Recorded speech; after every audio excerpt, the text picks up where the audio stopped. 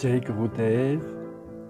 In the village where Guruji and his family were living in Rose Hill in Mauritius, in the garden of the grandmother and in the forest also who was surrounding the village, there was a lot of tulsi plants who were growing suddenly after he was born. And once the grandmother took Guruji, who was 4 years old, to a family wedding in Vacoa. There were many people because the family had many members. Imagine Guruji had 30 cousins. As soon as they arrived, Guruji went directly and sat close to the priest who was presiding the wedding ceremony. And Guruji chanted the mantras with him. As the priest was rushing with the wedding, Guruji said to the priest, no, that is not the right way to do it. It is not like this, but like that. Some member of the family, thinking that Guruji was disturbing the priest, wanted to take him away, but the priest intervened and said, no, please let him hear. He knows what he's talking about. And everybody was baffled. In 1983, Guruji was 5 years old. And he said, about this time, I was quite fragile in health when I was small and would often fall ill. His mother says, from small to the age of 5, Visham was sick regularly. He often had a high fever, convulsion. Whenever he could, Guruji would accompany his grandmother to the temple. The parents, they were not specially staunch believers. They would go only 2 times a year to the temple for Mahashivaratri and for the 1st January, which are a day of prayers in Mauritius. When Guruji was 5 years old, he was doing daily his puja in his small temple in the garden close to the house. He had a little hut on the side of the house, like a little mandir, a little temple, as he needed for his puja fruits. He would sometimes jack the fruits that the grandfather had put in the house for the puja that the grandma was doing every day. When the grandma went to take a shower before the puja, Guruji would take the bananas and the coconuts for him, for his small mandir, to do his own puja. Then when the grandma was wondering where all the fruits had disappeared, she thought that the Lord was already accepting all the fruits and the prasad every day before that she do her puja. But once Guruji was caught and the mother would send him to school. But instead to go to school, he would go to the temple. As the mother was checking if he was in the temple, the friends of Guruji, and he had a lot, his friends would inform him that the mother was coming, so he would run to the church, and from the church to another temple, and like this until late in the evening. Then the people of the church would hold him and would bring him back home. When he was doing yagna in the garden of the house, Guruji had a lot of friends, and when he was doing a yagna, a big fire ceremony, the friends would come also to participate to this yagna in the garden.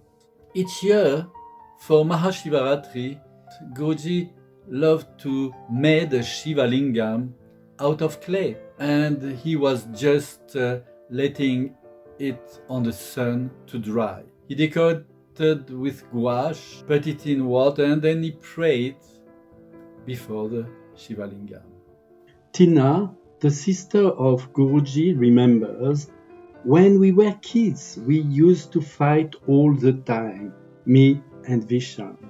My mother was not at all strict with me, but I did all I could to make her shout at Visham. For example, when he was still at school learning to write, he would practice writing endless pages of homework in his notebook. When he was not looking, I would transform the A into B and would also change the other letters so that he would get told off at school. She said, we had many friends with whom to play hide and seek, and our cousins, Manju and Manish, also were living close by, so they were playing together. So Tina says, as we were living at our grandmother's home, Goji would often call us to come and pray with him in his bedroom, where he had created a small corner with pictures of deity. When they were at primary school, even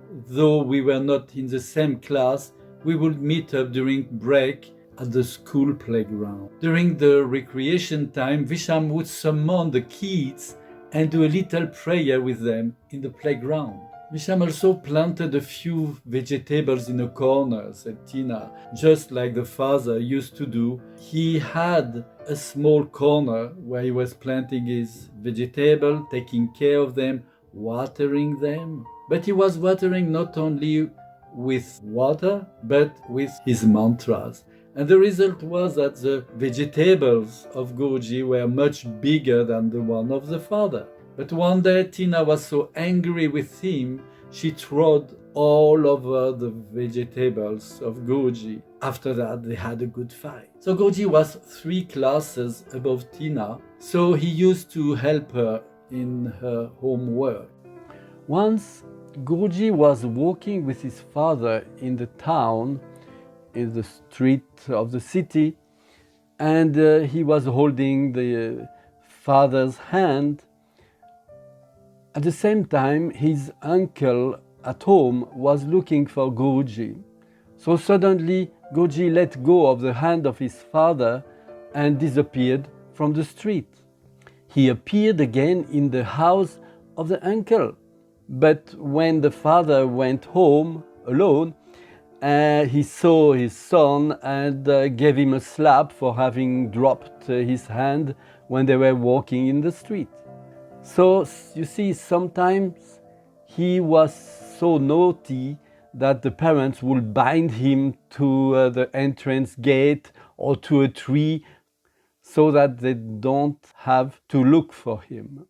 He also used to go to the Muruga temple, the Subramaniam temple. There was a beautiful picture of Muruga and also nice motifs, statues of Muruga, the son of Shiva. Every day, mostly Goji would go to this temple, and one day he took a small piece of camphor that he took from his grandmother and brought it to the temple. He wanted to light it in front of the statue, like the grown-up people were doing. And so he made his prayer, he lighted the camphor, but the camphor began to stuck to his hand and was still burning, so he burned his finger, so he threw it away, shaking his hand, and the piece of camphor landed on the clothes of Muruga. So everything started burning. He tried to put the fire off by blowing, but it just made it worse. He got scared and ran away from the fire back home, where he was hiding himself under his bed. Later, some people came to complain at their house that they may have suspect him because he was coming every day to the temple. So of course his man was very upset and scolded him for that. His uncle remembers sometimes Visham was talking with people that nobody could see. We thought first that he was playing like this, but then the uncle asked him, "But with whom were you talking? Who was this person?" But the uncle said Visham never replied to such question. Probably he was talking with Babaji. Once Guruji and his uncle were in Grand Bassin. It is a sacred lake in Mauritius where a temple to Shiva has been built close to the lake. Bisham told his uncle, "You know, Grandpapa, I saw mermaids in the lake." "You dream, my child. There is no mermaid," answered his uncle.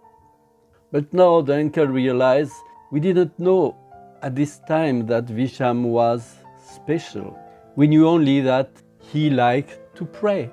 So, even though he spent most of his time with the gods, he would also enjoy the company of the children and like to play outside with them. Often, with the friends of the neighbor, they used to sing and dance in the front yard of the house or to play hide and seek, catch and run. He also would very much enjoy watching cartoons on the television whenever he got the chance to look at it at the house of a friend.